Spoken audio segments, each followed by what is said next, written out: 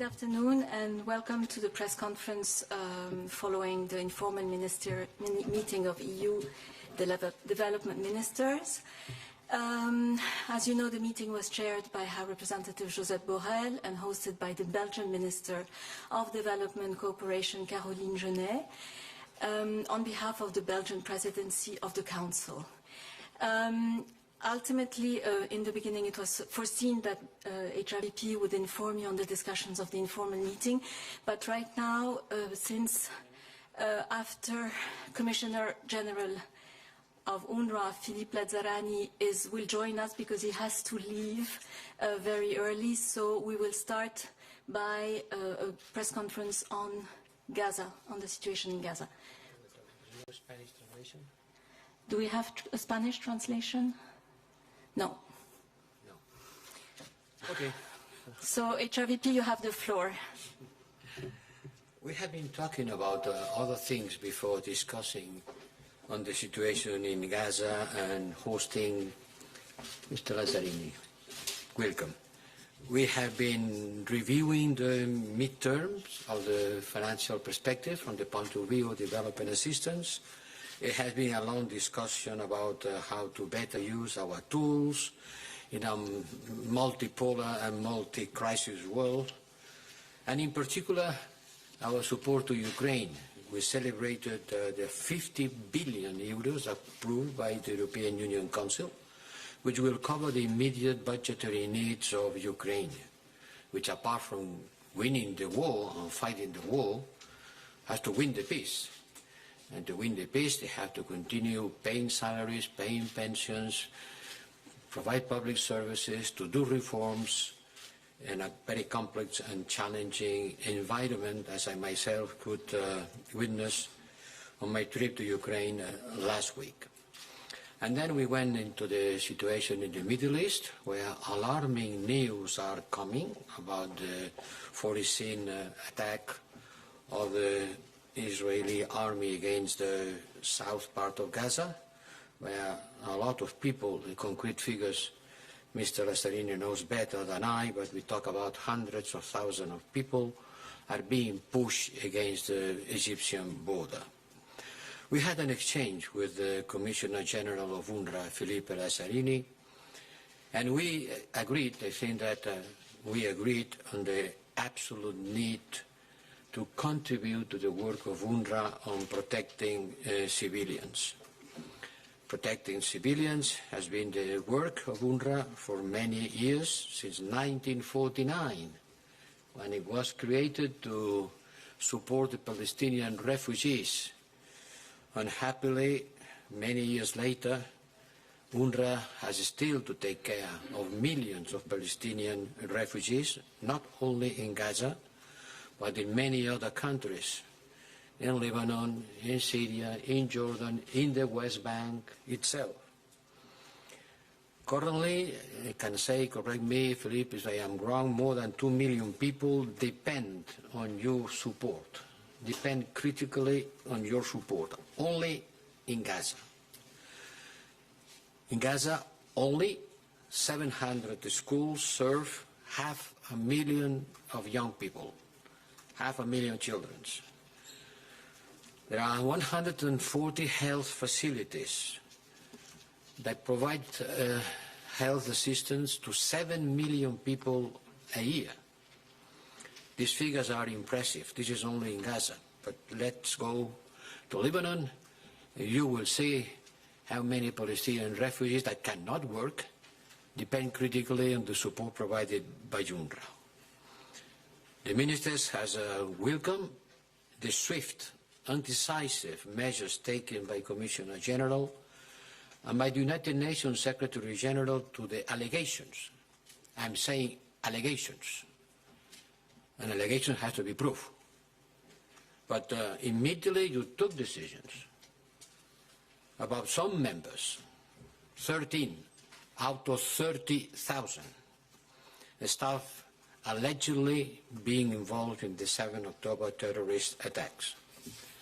A thorough investigation and a comprehensive review, an independent audit, has been launched it will be implemented in full transparency and cooperation with donors, and in particular with us, which are the most important donors, the European Union member states and the European Union Commission.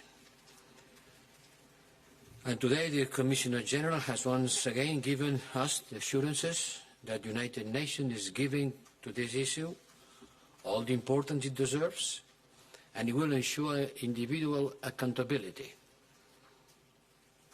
And I am saying individual accountability, not collective punishment.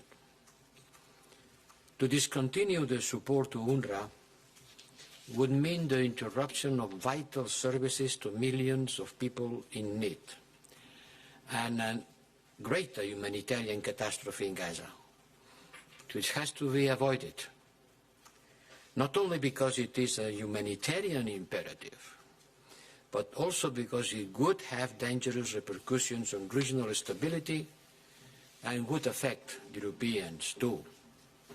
But let's act just by humanity reasons. Don't forget that UNRWA provides assistance in Jordan, 2 million. 2 million in Jordan. In Syria, 500,000. In Lebanon, another 500,000. And on the West Bank, under great pressure, almost another million, 900,000. If this agency disappears, this will have a devastating effect on 5.6 million people. They are stateless because there is not a Palestinian state. And we could agree that the existence of UNRWA 75 years after it was created, it's something deplorable, but it's the responsibility of the international community, not the UNRWA workers. And there is only one way in which the agency can be dissolved.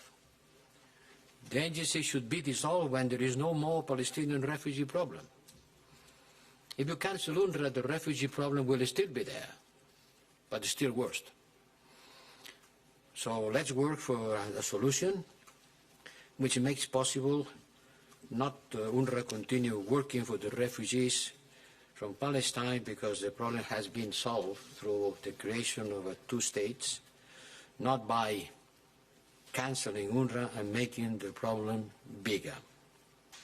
I think it's in everybody's interest, including the Europeans and including Israel people, to preserve the role of UNRWA. Certainly there are different approaches. Some member states have decided, very few have decided to suspend support to UNRWA, but others, by the contrary, not only they haven't decided to suspend it, but they have decided to increase it. You know, it's a divisive issue among the European Union, but I think that everybody agrees that the work of UNRWA is something that cannot be interrupted. Thank you. Thank you very much. Minister Genet, you have the floor. Thank you so much, and on behalf of the Belgian presidency, I'd like to thank Mr. Lazzarini for his very detailed and complete answers. All member states put issues on the table, and I think it's also important that Mr. Lazzarini clearly shared the foreseen timeline of investigations, and there are many, and I think that's important, that the allegations are countered with investigations that focus on transparency, shared information by all actors. Because like the High Representative told us, well, Israel has made some allegations, but so far the reports haven't been shared, not with the donor countries, but apparently not with UNRWA itself either. Many of the member states stressed the dire humanitarian situation in Gaza and providing aid in a principled and unimpeded way to the civilians all over Gaza. That must remain our top priority. Many member states also stated there is no alternative for Gaza and that we must prevent funding gaps. The Belgian presidency welcomes the agreement on this point. The humanitarian imperative should remain the basis of our collective decisions. A lot of information and miscalculation is circulating at this very moment. I can testify that the Belgian Development Agency's building inside Gaza has been destroyed on the 31st of January. We asked for clarifications to the Israeli ambassador to Belgium, but so far we didn't get any information. So we call strongly upon all parties involved to be transparent and to provide all the necessary information needed also for all the investigations to come to terms with allegations.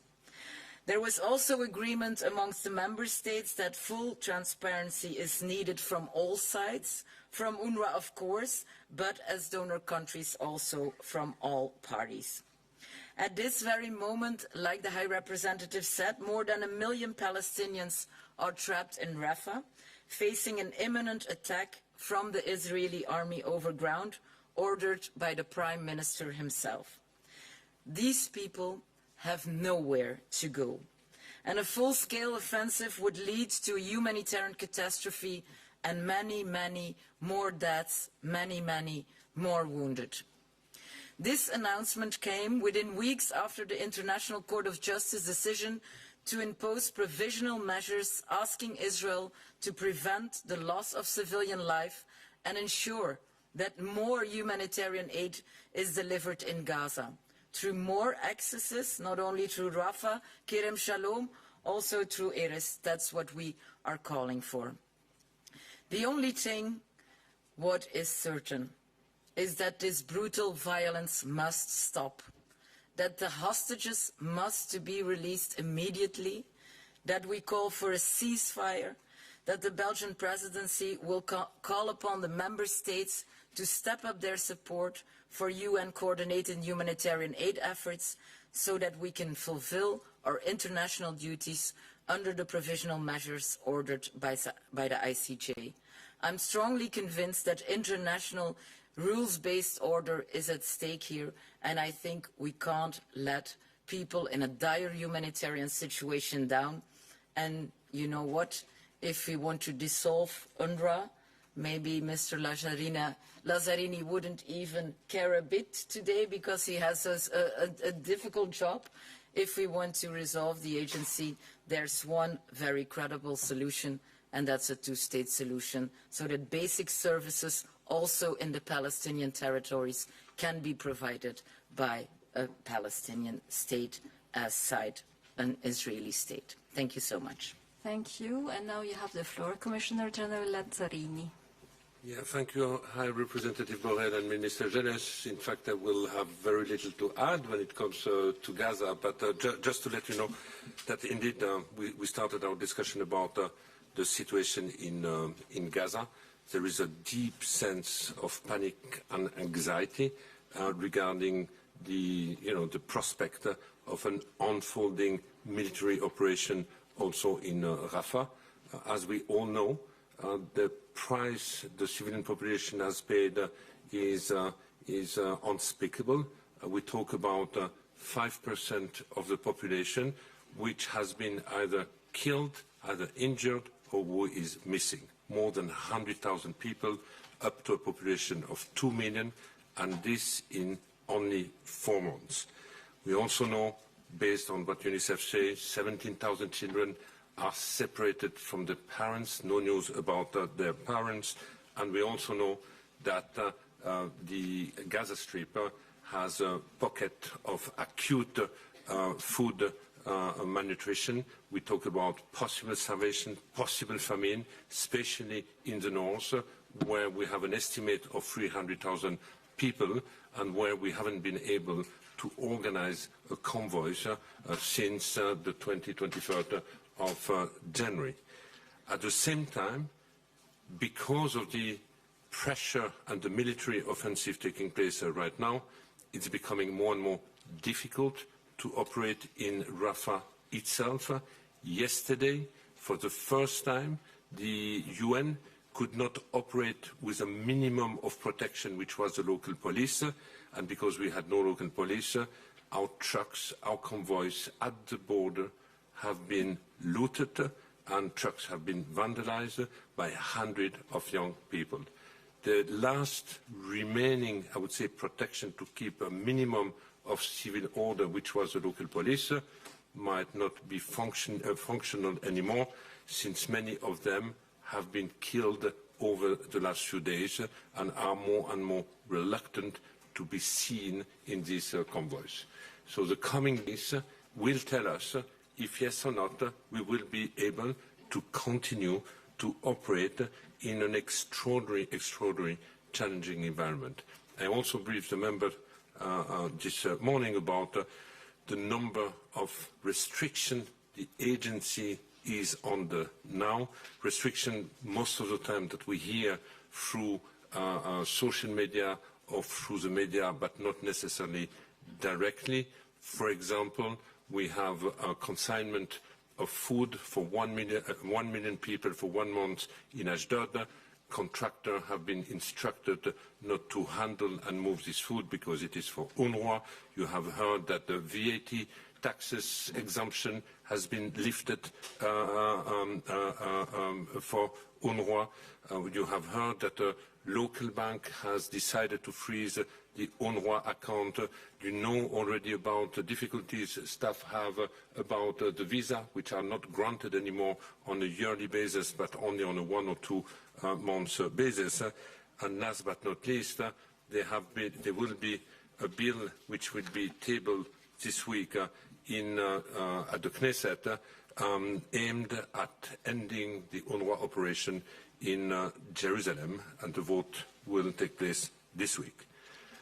So this is a little bit the environment we are operating right now. And I brief also the member today about the allegation, and I think, High Representative, you stress we talk about allegation. We have an investigation which is now carried on by the Office of Internal Oversight Services in New York, and we have asked and called for full cooperation from the Israeli authorities to share with the organization proof or indication or evidence about this horrible allegation. You might remember, and this was said, the day I have learned about this allegation, I have taken the exceptional decision to sack the 12 people based on allegation, not on proven evidence, and a number of people have questioned the absence of due diligence, but in reality, and they named it a reverse due diligence. Now we hope that the OIOS investigation will be completed in the near future. Besides that, we have also decided to initiate a review by external institute, Free Scandinavian Institute, under the chairmanship of former Foreign Minister of France, Catherine Corona, which will be looking at all the mechanism of risk management of the agencies on issues related to neutrality, which means on all the issues related to behavior of the staff, political affiliation, allegation regarding a tunnel, allegation regarding a weapon, all this kind of allegation. How does the agency respond to this?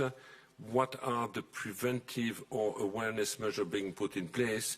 And once an allegation is credible enough, how is this investigated, and how is this after that dealt with the agency, and what do we put in place to prevent the recurrence of this kind of situation? So this will be the task of this independent review. We hope that in 1 month we will have already preliminary observation to be shared with the agency, and by the 20th of April we should receive the final report, and as an agency we are committed to implement the recommendation of this review. I had also this morning discussion with members of the Commission about the EC contribution, €82 million, which is due at the end of beginning of March, in March sometimes. There have been few conditions or expectations which have been laid out that we have discussed. One of them is an audit, a pillar assessment, especially on the issue of recruitment. The second one is related on the reinforcement of internal oversight mechanism, and the third one being the vetting of the staff working with UNRWA. The discussion was very constructive. There is a mutual commitment to find ways to address them in order to make the release of this contribution possible. Now, I have a lot of questions about what does this pause and suspension mean. Collectively, the total amount being paused for the time being for 2024 amounts about $450 million, and we are now engaged with a number of a country to look at what are the expectations to allow the release. Obviously, many of them are keen, and I understand, to get also the feedback or the outcome of the ongoing review, but also of the investigation per se. Now, people are asking what will be the impact now, because you all know that there are a lot of calls in Israel for the dismantlement or termination of the UNRWA presence. What does it mean, and what would it mean? So maybe a few points. One, on the acute humanitarian response, as you indicated, Minister Genet, there is an expectation from the ICG that we increase our collective capacity to respond to the most pressing humanitarian needs. A collapse of UNRWA would certainly not contribute to this. In the contrary, we are the main humanitarian platform providing, in fact, support to any other operator to be present in Gaza. But beyond that, I truly believe that a decision of this nature would be extraordinarily short-sighted. Why? Maybe, in the short term, everyone comprehends that when there is an acute humanitarian organization, we have a humanitarian system, and the humanitarian system could step in. Might be difficult in the case of Gaza because of the extraordinary footprint that UNRWA has for the time being, and basically we would just put aside. But let's say that agencies or other partners can step in. What does it mean? It means the following, that we would deprive in the near future 500,000 children in the Gaza Strip, for example, to go back to education. We all know that the day in between being the transition period, bringing from the end of military hostilities to a day after, which would be the day when you have massive investment for the reconstruction, which requires also a political package, that during this period we will have to deal with 100,000 girls and boys deeply traumatized, and there will be a sense of urgency to bring them back into an education environment. The more we will wait, the more we will sow the seed for future hate and resentment, and this is certainly not a recipe to promote lasting peace and stability in the region. There is no administration emerging in the Gaza Strip which would be able to provide these services at scope for so many children, for example. And there is absolutely no other organization providing primary and secondary education at this scope. Why? Because the unicity of UNRWA has been to provide to one of the most destitute communities in the region public-like services, education, primary health, invest in human development, and as the High Representative said, until the day there is a state and until the day there is an entity where these activities can be properly handed over. I think I will stop here. Thank you. Thank you very much. I know that there is a lot of questions in very short time, so I would ask you to ask short questions. I will start by Nuruddin, and please present yourself and your media before asking the question. Nuruddin Fridi from Arabian News Channel. I have a question to Mr. Lazzarini. You stopped the contract for 13 persons or 12 persons out of the 13,000 employees. Does that mean, Mr. Lazzarini, you are convinced on âme et conscience with the Israeli evidence presented to you until now? Because I understand also that you are asking Israel to provide you with the evidence. And do you think that the campaign against UNRWA is a direct result of the decision, or it has any relationship with the decision of the International Court of Justice? Thank you very much. I will take another question so that we can, so I will, as many as possible. So Andrew. Andrew Gray from Reuters. Just a clarification, Commissioner General. Do you expect the investigation, rather than the review, to be concluded in time for the EU to make an informed decision about whether to proceed with that next payment? In other words, do you expect it by the end of the month or the beginning of next month so that the EU can make an informed decision on whether to proceed? And then a third one, Liz, here. Third, and then we will take, yes. We'll do 3 by 3. So that very quickly, a follow-up to Andrew's question. Could you also tell us what the immediate funding need is in March? That means including the EU money, the US money, and all the supplementary money you're getting from those countries that are continuing to fund. Thanks. So now you have the floor. Okay, thank you. On the first question, it's an allegation. I have said that this allegation is so serious that it requires swift action.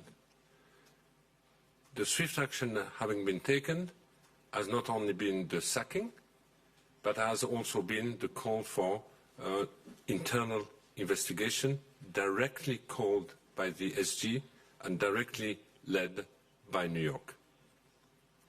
That basically was my firm intention. Not more than that.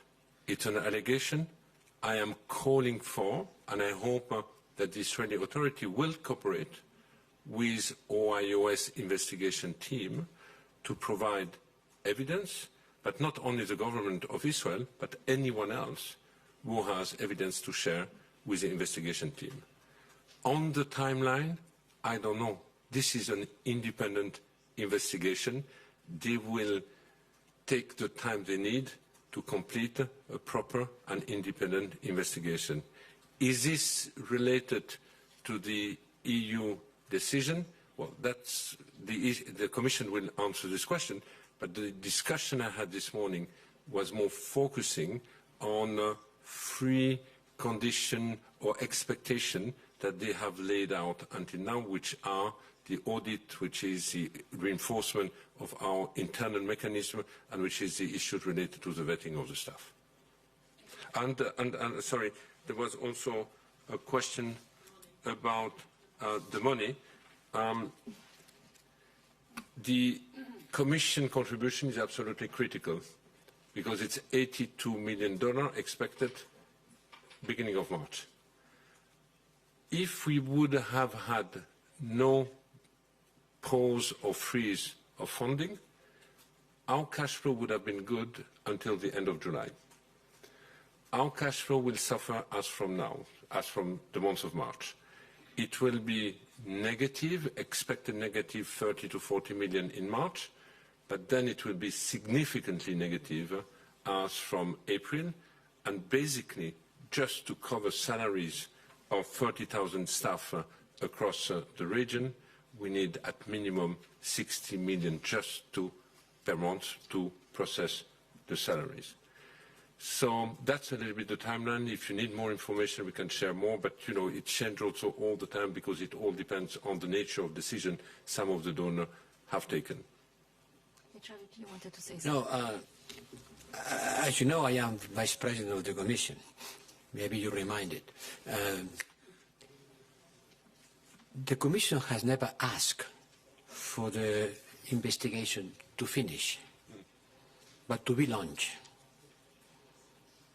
Read the statement of the Commission. Read the statement of the Commission. We asked for the investigations, in particular the one on the audit and the screening, to be launched. Because we are clever enough to understand that this cannot be finished in 20 days. So, to be launched means to be launched. To be finished means to be finished. And the statement of the Commission says clearly to be launched. And certainly it is something that member states will follow closely, because it's an important issue for our foreign policy. Okay, we'll take 3 more questions. Mose? Here. Very short, please. Yes, thank you. Musa Upload from Brussels Times. I would like to ask a question to Mr. Lazzarini, but also related to your other, as donors perhaps. These serious allegations seem to indicate that there is a dilemma of some kind for UNRWA and other, let's say, humanitarian organizations to operate in an area like the Gaza Strip, which is ruled by a terrorist organization, or as you call them, the de facto authorities, because of the risk of being, let's say, compromised or infiltrated even by that organization. And then I remember that High Representative Borrell said among your plans, remember those famous no's, 6 no's and yes, that there is no place for Hamas in Gaza the day after. The question now to Mr. Lazzarini is, do you agree with that statement, or do you have any other, let's say, idea how to operate in such an environment if Hamas is not removed from the power in the Gaza? Thank you. Lauren? Yes, High Representative, just on the what you said about the investigations being launched. You've asked for pillar assessments. There was one done a year ago, when you remember in October as well, when Commissioner Vaheli asked that there was an inspection of all the Palestinian funds. Well, UNRWA was looked at again there. It seems really political, and I'm just wondering, we know there are divisions among member states. It seems there are divisions within the Commission, or perhaps, Minister, you could tell us who are the countries that are making the biggest objection to moving forward on these funds that we all agree are quite desperately needed. Thank you. And the lady in green, and then we'll take another turn of questions. My name is Inge Franke from VRT Belgian Television. Commissioner General, a question. The Israeli government is asking today to UN agencies operating in Gaza to help with the evacuation of the Palestinians in the south. Can and will UNRWA assist with this? Evacuation where, sorry? Sorry? Evacuation to Egypt? I don't know. I'm just quoting the question of the Israeli government to help evacuate. Thank you. Okay, maybe we can answer these questions before another round. Yes. On the first question, it's very well known that since 2005, Hamas took over power in Gaza, and since 2005, any activity taking place in Gaza is taking place in an environment which is and was under the authority of Hamas. Now, I just want to share something with you. I know that we know that the government of Israel or certain voices want the liquidation of UNRWA and in Gaza, and I told you what I believe might be the impact and might be a mistake in terms of collective peace and security effort in the region. We have been criticized quite a lot about our education, which is in fact using the curriculum of the Palestinian Authority. I have to tell you that a lot is extraordinarily good in this education. We are the only one having had a human rights curriculum for the last more than 10 years, at minimum. We are the only one who have reached gender equality. We are the only one really promoting critical thinking. Because of that, and because of the fact, for example, in summer we have summer camps where people can come to play sport, to do art, to do dancing, music, we have been constantly criticized by the Hamas and seen as a cultural danger for them. I believe that the presence like an organization like ours in this kind of environment has offered to the children a different prospect for a different kind of future. Unfortunately, that's not where we are today. And I think we all acknowledge the horror and the disaster in which we are in today. But this is basically what UNRWA can offer. When we had the summer camp last summer, there were 20,000 kids who went into the Hamas summer camp. We had 250 to 280,000 kids who registered in the UNRWA school. This is the alternative that UNRWA can offer in places like Gaza. I cannot really comment on a call through media by the Israeli government. I was unaware. It might have come while we were doing our meetings. So I don't know, but to tell you the truth, I have no idea what a safe place means in the Gaza Strip. I have been now 4 times. People have been just moved from one place to the other one. Each time they were told to go to a given place saying this will be a safer place, it has been proven that the place was not safe. So to go where, I don't know. Do you mind if we take a last round of questions? I know that you... No questions. We have Lazzarini here. Let's use this opportunity. As Rose from the National, Mr. Lazzarini, there were fresh allegations against UNRWA over the weekend that you answered, I think, on Twitter about Hamas having a headquarters under your tunnel, and you said maybe a new investigation is needed. It sounds like you're announcing new investigations all the time. Did you feel enough support today with conversations with EU ministers that they want you to survive? Because clearly Israel's not going to continue with their new accusations against you. Fresh accusations come up every few days at this point. Do you feel there's a will in the international community to support you and make sure that you'll continue surviving? And for Mr. Borrell, you said this morning when talking about US President Biden being worried about the Rafah operation that maybe more than words are needed, and you talked about weapons. Could you maybe clarify? It's very timely because the Dutch government made a decision this morning about F-35 exports. Thank you. Rosie? I even made right to answer the first question after Lazzarini. Okay, Rosie. Thank you very much. Rosie Burchard for DW. I have a question first for Minister Genet. Last month you controversially warned Germany against being on the wrong side of history twice. You also said that Germany was being taken in by the Israeli government. You were heavily criticised by several Jewish groups and also by Germany. What was your message to your German colleague today? And then to the Commissioner General, you're trying to restore trust and to convince donors to resume payments. You sacking staff members hasn't worked. Do you think your own personal resignation could be a step toward restoring that trust? Is that something you'd consider? Thank you. The lady in green? No, you don't want any more? So, okay. Commissioner General Isabel da Silva from Euronews. I'd like to ask if you have a contingency plan to which operations you would reduce or stop altogether if these audits don't finish in time for you to have the funds. Will these activities be reduced only in Gaza but also in the other regions? And also in your visits to the Gulf states and other partners, are you getting money from other donors to compensate the one that has been suspended? If I may, for High Representative, regarding the weapons that you suggested during the doorstep, that maybe the US should revise the selling of weapons to Israel. Do you have any specific comments from Washington on that? Thank you. And you.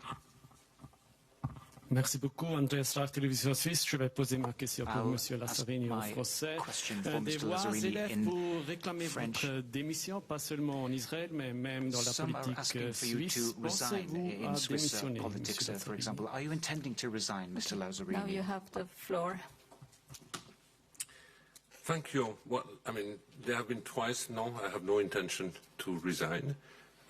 We have one government calling for the resignation. We might have other voices, but I haven't heard any other government.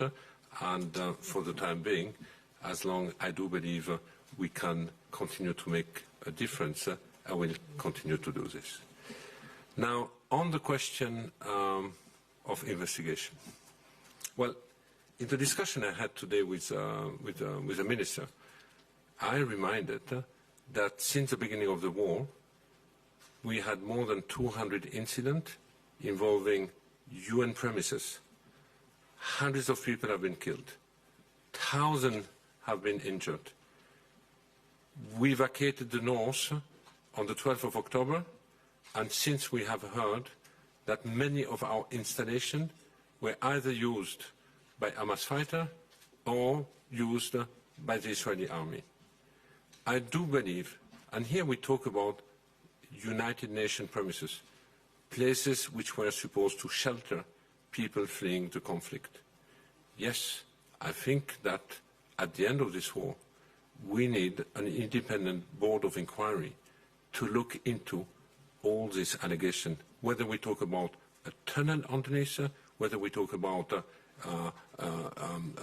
targeting or involuntary targeting of premises, or the use for military use of our premises.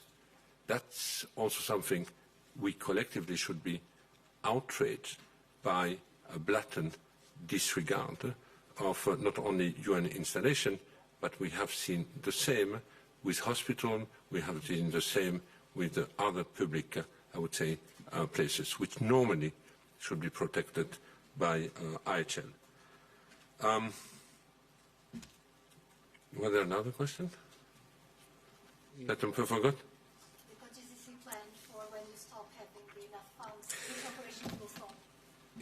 You know, our mandate is to provide human development or education and primary health to Palestinian refugees across the region, in Lebanon, in Jordan, in Syria, in the West Bank, East Jerusalem, and in Gaza. We cannot say that Lebanon is more important than Syria, as vice versa. So all the activities, in fact, will be somehow impacted. So we are not talking about only Gaza, but we are also talking about the impact in neighboring country, and we also know how shaky the situation can be in some of the neighboring country. And this is the reason why I keep saying we are not just dealing with a technical issue. Far from that, consequences can go far beyond that and can also be of a political but also stability and security nature. HRVP? Look, my job is to try to unite member states. My job is not to blame and shame, saying, someone said, others agree, who is on the right side, who is on the wrong side. My job, a difficult one by the way, is to try to put all member states together in a common position. And I will not contribute to show up the divisions among us, which are quite clear. Quite clear, because when the moment comes to vote in the United Nations about the ceasefire, I think 17 or 18 voted in favor, 2 voted against, others abstained. So it's clear that there are different approaches. And about the funding of UNRWA, also there are different approaches, radically different. Some member states, I will not name them, said, I will increase my support. Another says, I cancel my support. Another says, I will not cancel it, but I will not launch new until clarification is being done. So I have to manage these polycentrical approaches among member states. But if I have to take the common ground, if I have to look at the majority feeling, I think that the majority clearly is understanding the fact that there is no alternative to support the Palestinian people than what we have in place and has been in place for 70 years or more with Hamas and without Hamas. So I cannot imagine a magic wand to say that tomorrow someone will come and provide the schools to have 1 million young people. We provide food to 7 million people. Come on. So we have to have, on the other hand, it's true that the Israeli government, she doesn't hide his will of cancelling the work of UNRWA. It's not a secret. Huh? It's not a secret. What I'm saying that allegations are allegations. And the first year of the law school, in the first year of law school, you are being taught that if someone is making an accusation, it's up to him to prove it. Not the accused, but the accuser.